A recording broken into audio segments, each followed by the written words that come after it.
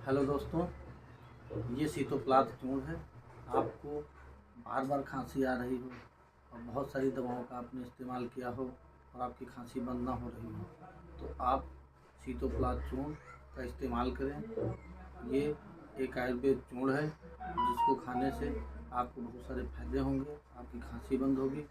आपको खांसी में बलगम आ रहा हो या आपकी कुछ सूखी खांसी हो, तो आप जो है सीतोप्लात चूर्ण का इस्तेमाल करें।